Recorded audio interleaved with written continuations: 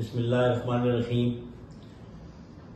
سب سے پہلے میں آزاد کشمیر میں جو موجودہ گزشتہ 1.5-2 ماہ سے جو تحریک چل رہی ہے عوامی سطح پہ، جس میں آزاد کشمیر کے انجمن تاجران، وکلاء اور سول سوسائٹی اس میں شامل ہیں، میں ان تمام لوگوں کو مبارکباد پیش کرتا ہوں، کیونکہ کل جو اس کا تیسرا مرحلہ تھا، آزاد کشمیر میں بڑی کامیاب ہڑتال رہی اور تمام سیاسی جماعتوں نے اس کی حمایت کی، کسی نے اس کی مخالفت نہیں کی، اس عوامی تحریک کی۔ اور میں حکومت آزاد کشمیر کو بھی مبارکباد پیش کرتا ہوں کہ آزاد کشمیر میں پرامن ہڑتال ہوئی اور ایک گملہ تک نہیں ٹوٹا۔ یہ آزاد کشمیر کے لوگوں کی شعوری بلندی کا واضح ثبوت ہے۔ دوسری بات یہ ہے کہ یہ جو اس میں ایشوز رہے، جس میں پہلا ایشو بجلی کے بلات کا تھا یا ٹیکسز کا تھا، جس کو حکومت آزاد کشمیر نے وقتی طور پہ ان ٹیکسز کو معطل کیا ہوا ہے اور سابقہ جو ریٹ ہے جون کے مطابق کہ اس کے مطابق لوگ اپنا بل دیں۔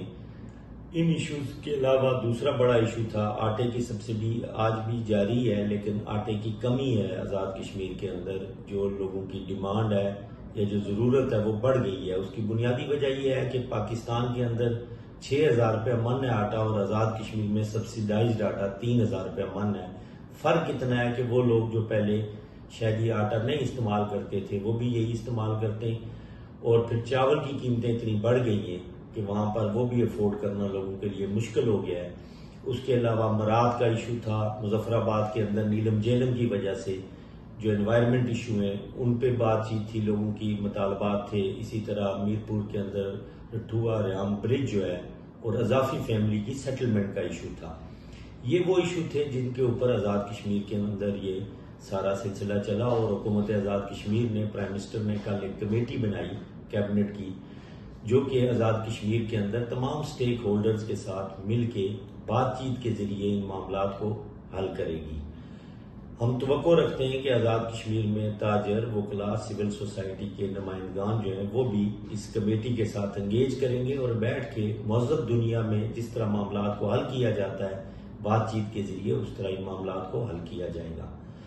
دوسرا ایشو ہے کشمیر ایشو، کیونکہ اس دوران کشمیر کے حوالے سے بھی بڑی گفتگو ہوئی۔ کشمیر کے حوالے سے جو دو ریاستیں پاکستان اور ہندوستان، ان کا بڑا واضح موقف ہے دونوں کا۔ ہندوستان کا واضح موقف ہے کہ کشمیر بھارت کا اٹوٹ انگ ہے، جس کا مظاہرہ اس نے 5 اگست 2019 کو کیا، جب اس نے 2 یونین ٹیریٹری بنا دی، جموں کشمیر ود لیجسلیچر اور لداخ وداؤٹ لیجسلیچر۔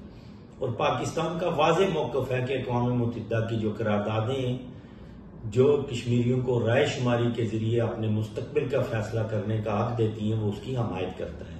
اور اس کی ریفلیکشن پاکستان کا آئین کا آرٹیکل 257، جس میں واضح لکھا ہوا ہے کہ جب ریاست کے لوگ پاکستان کے حق میں ووٹ دے دیں گے تو اس وقت یہ فیصلہ ہوگا کہ ریاست کا اور پاکستان کا آپس میں ریلیشن شپ کیا ہوگا۔ اور یہ بڑا اوپن ہے، ریلیشن شپ کچھ بھی ہو سکتا ہے، وہ فیڈریشن، کنفیڈریشن، پروونس، انڈیپینڈنٹ، کچھ بھی ہو سکتا ہے، وہ اس مرحلے پر ہوگا۔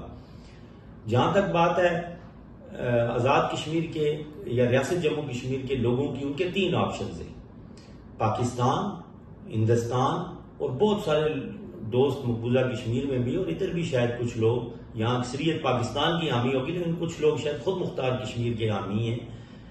یہ حامی ہونا کوئی بری بات نہیں ہے، کسی بھی نظریے کا حامی ہونا۔ یاسین ملک صاحب خود مختار کشمیر کے حامی ہیں، انہیں ہندوستان نے تہاڑ جیل میں بند کیا ہوا ہے اور سزائے موت سنائی ہوئی ہے عدالت نے، ابھی وہ اپیل میں اس فیصلے کے خلاف۔ اس لیے یہ مرحلہ اس وقت آئے گا جب ہندوستان اس بات پر آ جائے گا کہ رائے شماری ہو اور ریاست کے لوگ ووٹ کے ذریعے اپنے مستقبل کا فیصلہ کریں۔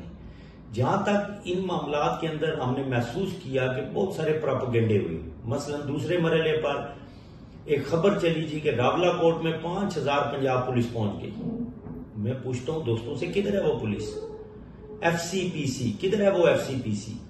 پرسوں ایک نوٹیفیکیشن ہوا، آزاد کشمیر کا ایکٹ 74 اے جے کے کاؤنسل جو ہے ایکٹ 74 کی پیداوار ہے، ہمارے آئین کا حصہ ہے، جو یہ کہتا ہے کہ وزیر اعظم پاکستان چیئرمین کشمیر کاؤنسل ہوں گے اور اس میں 6 الیکٹڈ ممبر اے جے کے سے ہیں اور 5 فیڈرل منسٹرز چیئرمین نامزد کریں گے وفاقی وزراء، جب وہ نامزد ہوئے تو آزاد کشمیر کے اندر ایک پروپیگنڈا چلا جی کہ 5 سینیٹر بٹھا دیے جی ریاست کو کنٹرول کرنے کے لیے. اس طرح کی باتوں پہ یہ وہ باتیں جو سوشل میڈیا کا غیر سنجیدہ لوگ استعمال کرتے ہیں اور یہ پروپیگنڈا کرتے ہیں.